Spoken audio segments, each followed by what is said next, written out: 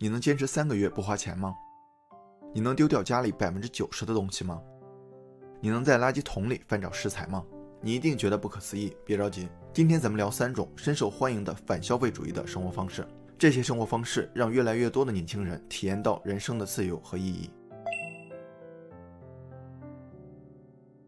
这个女孩叫丁红，她在27岁的时候患上严重的抑郁症，然后跟交往了6年的男友分手，整个世界都崩塌了。随后的2年中，她深陷抑郁和自杀情节中无法自拔，甚至决定用死亡来结束这一切。在离开之前，她还有一种眷恋，那就是把一直没机会做但想做的事情做一遍。于是她扔掉所有的家当，背上背包去国外旅行。说是旅行啊，其实用流浪这个词更合适，因为她没有钱租房或是住酒店，只能一边旅行一边打工，住在公司，吃别人的剩饭，去健身房洗澡，最大的开支也就是飞往各地游历。虽然6年内她到过意大利、法国、尼泊尔、马来西亚等数十个国家，但她每个月的花费还不到500块。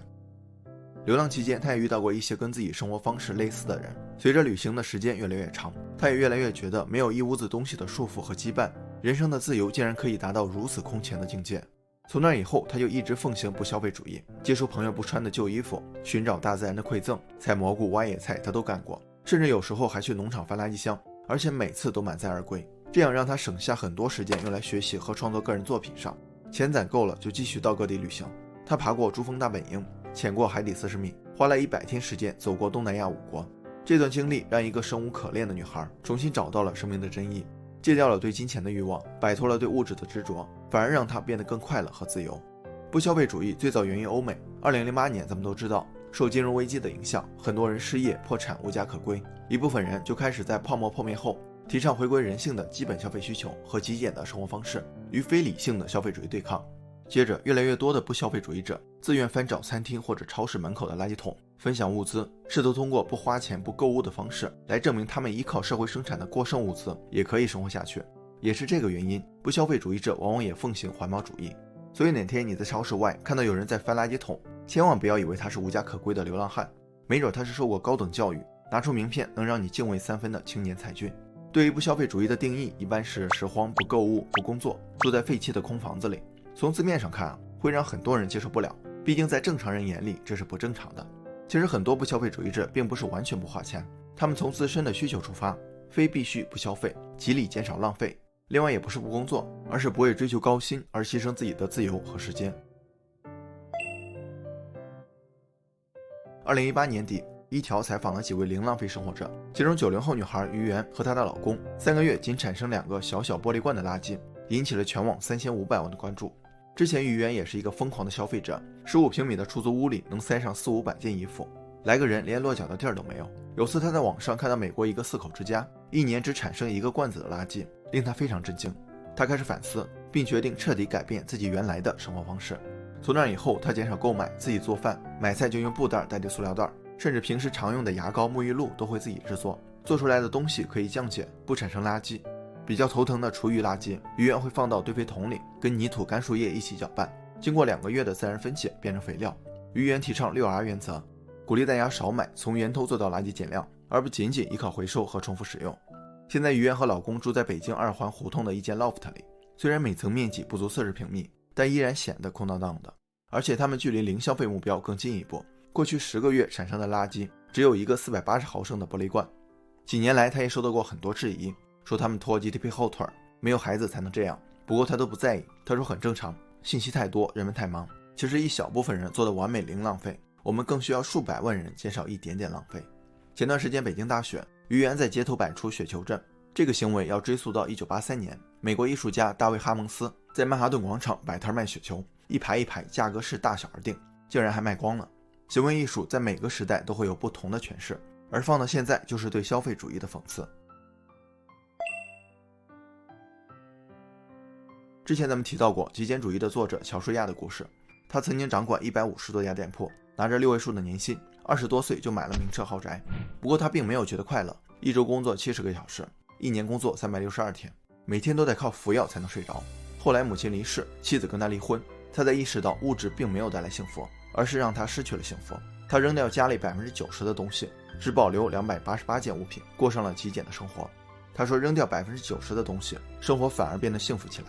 极简主义并不是单纯的扔东西不买东西，也不是克制自己的欲望过苦行僧般的生活。它的理念是 less is more，less 是极简的手段， more 才是目的。意思是通过精简物质，把多余的时间、精力、金钱用在更有价值的事情上，比如健康的身体、亲密的关系、持续的自我成长。而且它不仅仅是物质上的、生活上的极简，还有欲望极简、精神极简、信息极简、工作极简，主动切断物欲，由外而内的让自己回归本真。就像书中说的那样，幸福源自内部，源自内心，源自充满意义的生活。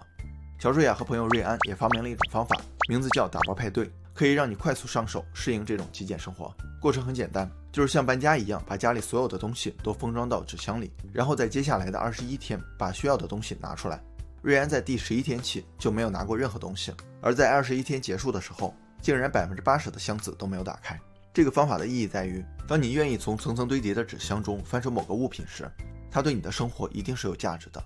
目前极简主义已经成为一种非常流行的生活方式，包括乔布斯、扎克伯格、宫崎骏、稻盛和夫都是他的践行者。在国内也有很多的追随者，比如豆瓣极简生活小组，目前已经36万组员。他们分享极简理念来帮助人们探寻生活本质，并不是因为没钱，因为抠门。很多组员都是高收入的精英阶层，但他们都知道自己真正需要的是什么。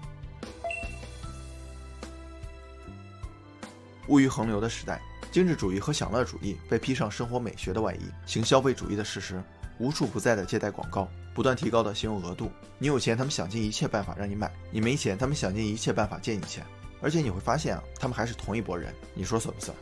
不过很多90后和00后已经不吃那一套了，开始重新审视消费这一行为。消费日报发布的2021年5大消费热词分别是理性、攒钱、平替、国潮和断舍离。网上充斥着暴打消费主义、性价比为王的情绪，这些刚好也是大家的消费决策回归理性的表现。根据央视财经发布的《中国青年消费报告》显示，近60%年轻人表示只买生活必需品，40.2%的年轻人选择少买点买好点。这些带来的改变可不仅仅是省钱，它会让你的心理和生活更轻松，不再通过攀比来获得被肯定的情感需求，不再通过买来满足不断膨胀的消费欲望。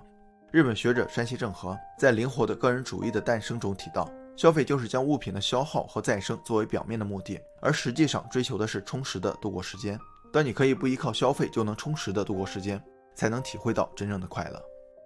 其实不管哪种生活方式适合自己的就是最好的。不消费、零浪费、极简主义，它们都能让你脱离外界纷乱复杂的干扰，关注自己真正需要的是什么，让生活回归生活本身。如果你想要尝试不一样的生活方式，这里还有几点小建议。1. 戒掉不该有的欲望，不受外在影响，不盲目跟风，分清楚需要和欲望的区别，探寻自己的真实需求。2. 别理会别人的看法，你不为别人而活，所以不用在意别人怎么看，不然会把自己搞得很累。3. 如何利用 more 很重要，物质的删繁就简，你会有更多的时间精力，这些如果浪费了，就跟书中背道而驰了，所以你得把它们用在更重要的地方，比如极简主义提到的健康、人际关系、热情、成长、奉献。4. 寻找自己的高级追求，追求的东西越来越少，会变得对什么都没有欲望，这个时候可以寻找一些高级追求，比如阅读、健身、学习、创作等等。好了，本期视频就到这儿了，感谢您耐心观看。如果您喜欢星河的内容，还望订阅关注，分享给更多的朋友。一个人能走多远，要看他与谁同行。关注星河百度，咱们每周聊点有温度的成长内容。下期视频不见不散。